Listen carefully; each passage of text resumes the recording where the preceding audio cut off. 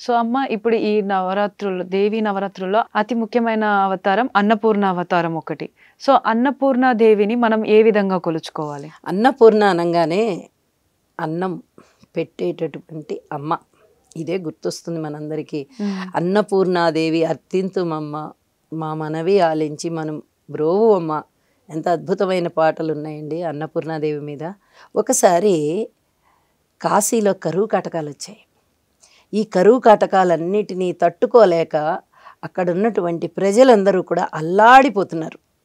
వాళ్ళకి వర్షాలు లేవు, పంటలు లేవు, కాబట్టి ఆహార పదార్థాలు లేవు, కరువు కాటకాలు ఏర్పడ్డాయి, అల్లాడిపోతున్నారు.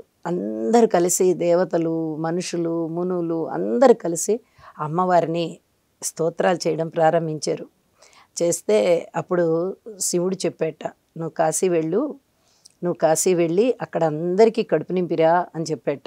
చెప్తే అమ్మ వీళ్ళందరికీ కూడా నేను వస్తానురా, మీకు అందరికీ ఆకలి తీరుస్తాను, ఏం భయపడకండి అని చెప్పి వాళ్ళని పంపించేసి ఈవిడ అన్నపూర్ణాదేవి రూపంలో అక్కడికి వెళ్ళి చక్కగా పాత్ర పట్టుకొని ఆవిడ వంటలు చేసి అందరికీ దగ్గర నెల రోజుల పాటు అహర్నిశలు వంటలు చేసి పెడుతూ ఉంటే వాళ్ళందరికీ కూడా ఆ బాధలన్నీ తీరిపోయి క్షుద్బాధ తీరిపోయింది. ఇక పంటలు పండడం మొదలుపెట్టాయి, అన్నీ బాగా జరగడం మొదలుపెట్టాయి అన్నమాట. ఇంత బాగా జరుగుతూ ఉన్నది అని చెప్పి కాశీ విశ్వేశ్వరుడే అంటే స్వయంగా పరమశివుడే నువ్వు ఇక్కడే వెలసిపో అంటే, మీరు ఎలాగో ఇక్కడే ఉన్నారు కదా స్వామి, మీతో పాటే నేను కూడా అన్నపూర్ణాదేవి రూపంలో ఇక్కడే వెలిసిపోతానని చెప్పి ఆవిడ అలాగే ఒక చేతిలో పాత్ర, ఒక చేతిలో గరిటె పట్టుకుని అలాగే వెలిసిపోయారట కాశీలో.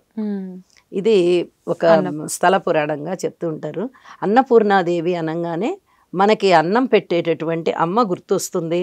అలాగే కాశీ విశ్వేశ్వరుడు కూడా భిక్షాపాత్ర తీసుకొని వచ్చి అమ్మని అన్నం అడిగి తిన్నాడట. ఇది ఒక విశేషంగా చెప్తారు. అందుకని అమ్మ పెట్టేటట్టుగా ఒక చెయ్యి ఇలా పైన ఉంటుంది, శివుడు అడిగేటట్టుగా తన యొక్క కపాలంలో కదా భిక్ష వేసేది, కాబట్టి ఆ కపాలం ఇలా అడుగుతున్నట్టుగా ఇది చాలా పరమ పవిత్రమైనటువంటి సంఘటనగా చెప్తారు మనకి. అక్కడ స్థల పురాణంలో కూడా మనకి కాశీలో చెప్తారు. కాశీ విశాలాక్షి ఎలాగూ అక్కడ వెలిసింది అమ్మ, కాశీ విశ్వేశ్వరుడు కూడా అమ్మ యొక్క భిక్షాపాత్ర నుంచి భిక్ష స్వీకరించాడు అని చెప్పి చెప్తారనమాట. అమ్మని కొలిస్తే ఎటువంటి ఆకలి బాధలు ఉండబోవు, ఎటువంటి కరువు కాటకాలు ఉండబోవు, చక్కగా దేశం సస్యశ్యామలంగా ఉంటుంది, పంటలు బాగా పండుతాయి. మనది వర్ష ఆధారిత ప్రాంతం, వర్షం పడితేనే మనకి పంటలు పండుతాయి.